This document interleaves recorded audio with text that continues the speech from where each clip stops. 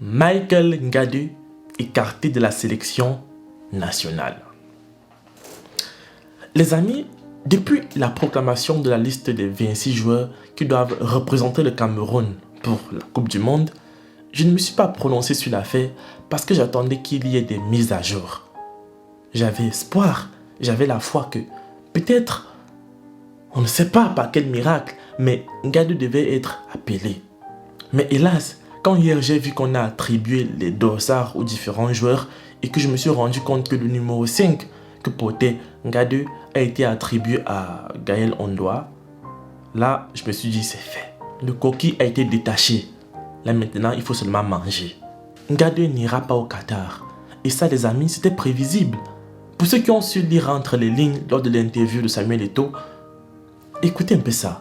Le sélectionneur il a annoncé en conférence de presse que les places de Zambo Anguissa, de Ngandeu, étaient presque assurées. S'il débarque en sélection à 10 jours à peu près du premier match contre la Suisse, comment travaille la cohésion avec le reste du groupe? Oh, je ne sais pas si le sélectionneur l'a dit ainsi. Vous avez voulu comprendre ça de cette façon. Vous avez entendu? Non. Vous avez voulu comprendre ça de cette façon-là, mais on ne va pas discuter la qualité de France Zambo Anguissa ou même d'autres joueurs. Non. Ngandeu, oui, mais d'autres joueurs.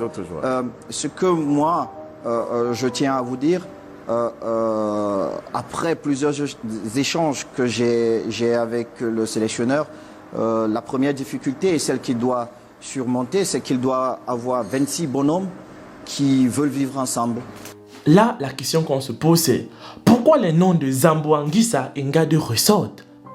Et surtout, pourquoi est-ce que Samuel Eto'o ne veut pas s'attarder, ne veut pas parler spécialement du cas Ngadu?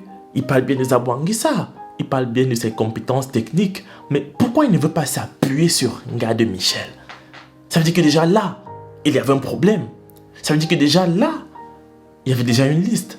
Pourquoi il ne veut pas consentir au fait que le journaliste lui dit qu'il ait entendu le coach dire que la place de ces deux-là était déjà assurée?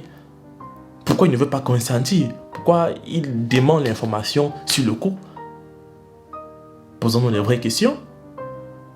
Mais les amis, on ne peut pas se poser des questions longtemps parce qu'on sait déjà qu'il y a eu une bagarre au sein de l'équipe nationale dans la tanière entre Ngadu Michel et Zambo Anguissa. Et après la bagarre, on a tous vu Eto'o-Fils dire qu'il voulait un groupe soudé. On l'a vu crier haut et fort que personne n'avait sa place assurée dans l'équipe. Certes, on a pris ça à la rigolade, mais c'est avec le temps qu'on se rend compte que Eto'o-Fils, il tient vraiment à ça. Il ne cesse de marteler ça. Et si au final, on voit que Zambo Anguissa a été rappelé dans l'équipe, c'est simple. C'est parce que Zambo Anguissa, lui, il s'est rabaissé, il a demandé des excuses. Là où Ngadu a préféré rester dans sa part de fierté, il a été orgueilleux et il n'a pas demandé pardon. Est-ce que c'est parce qu'il a raison? Bon, là n'est pas le débat. Aujourd'hui, ce qui est clair et ce qui est vrai, c'est qu'à cause de cette action, ou on va dire à cause de cette réaction, Ngadu paie le prix fort, qui est de voir la Coupe du Monde du côté du Cameroun à la télé. Comme nous tous. Comme toi. Et je suis sûr qu'à un moment donné ou à un autre, il va regretter ça. Franchement, tu vas regretter. C'est vrai, il y a l'ego, il y a la personne, mais tu vas quand même un peu regretter. Tu vas dire, j'aurais pu simplement dire pardon.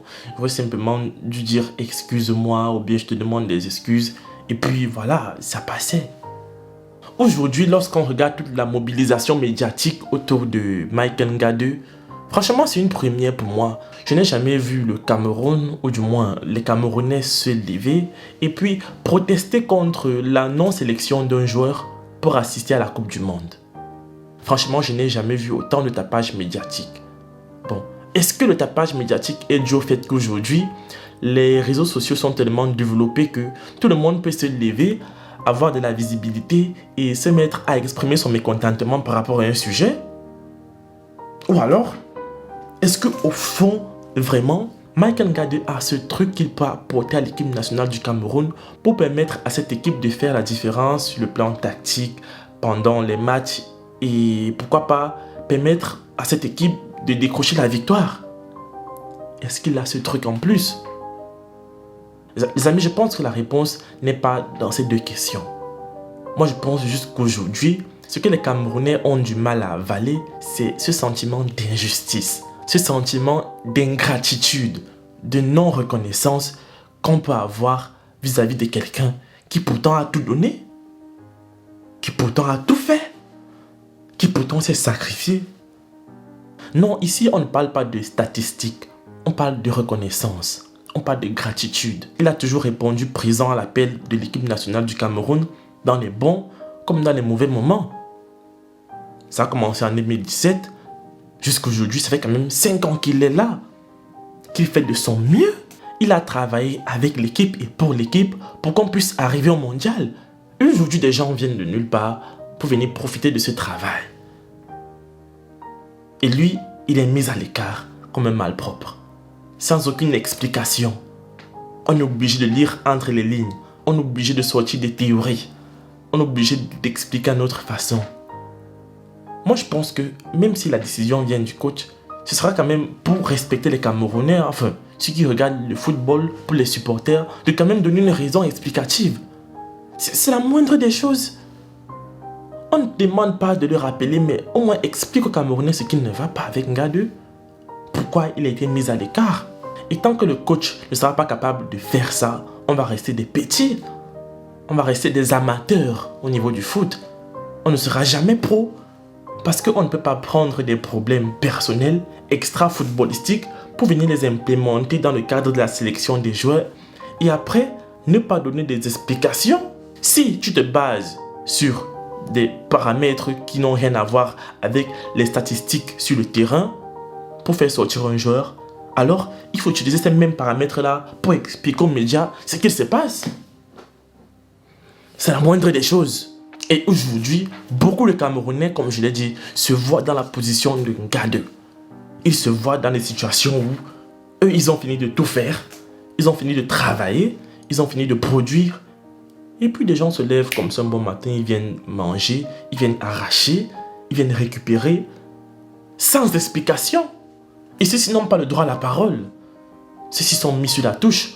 Tu veux même parler, on te fouette copieusement. Tu pisses le sang. Non, demandez à Longuet comment on fouette les gens, il va vous dire.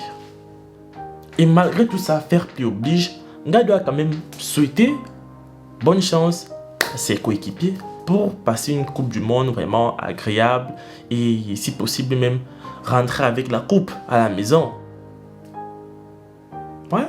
Malgré tout ça, est-ce que maintenant c'est sincère ou pas? Le fait est réel et c'était nécessaire parce que des gens profitaient de cette situation pour commencer à attribuer des propos à Michael Ngadeu vis-à-vis de Samuel Eto'o. Des propos qui étaient vraiment très belliqueux, genre qui voulaient s'aimer une sorte de haine, de guerre, de conflit. Donc, heureusement qu'il est venu mettre fin à toutes ces tentatives de déstabilisation, j'avais dit ça comme ça. Et puis heureusement, donc les amis, je vous attends dans les commentaires, vous m'expliquez ce que vous en pensez par rapport à tout cela. Voilà, vous partagez la vidéo, vous likez. Moi je vous aime et on se retrouve la prochaine fois pour une nouvelle vidéo. Pour tous vos paris sportifs, inscrivez-vous sur OneXBet et utilisez mon code promo MJBet237 pour bénéficier de près de 200% de bonus lors de votre premier dépôt. Vous pouvez également partager ce code avec vos amis et vos proches. Merci.